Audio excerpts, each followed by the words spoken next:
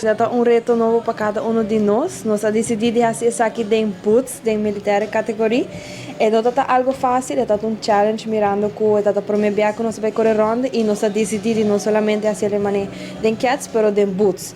E me por visa que ela vai sumamente bom, nós a puxa, nós chega até final, nós meda data no cana, de seguir puxa cabeça arriba e nós tura apoia outro e aceita data hobennan.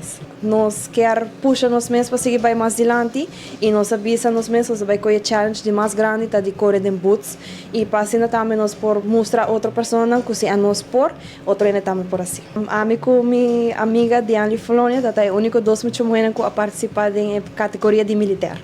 Dada hobby nice, nós tá tiquinho nervioso no começo, nós também ok, a hoje é dia a chega, nós começa a preparar de trempar cava, então nós diz para a noite chega, uma vez que ela chega, nós preparamos nós mentalmente, fisicamente, nós fazemos warm-ups com nós vezes hasi e nós diz começa a puxar com o dia a começar, dessa é minha persona abai, dessa é Jeremy Bucot abai e dessa é Ramil Romero tota é último com a core e nós sigue puxa outro e daqui também na persona que tota para na banda que também apoiar-nos e lá nos sentir que nos causa bom causa também. Me quer bisa boso que não tá algo fácil, pero sempre tem reto na novo que lo bem de caminho e se você botar bom mente para lograr esaki, você hace esaki com hopi encorajamento e hopi esforço.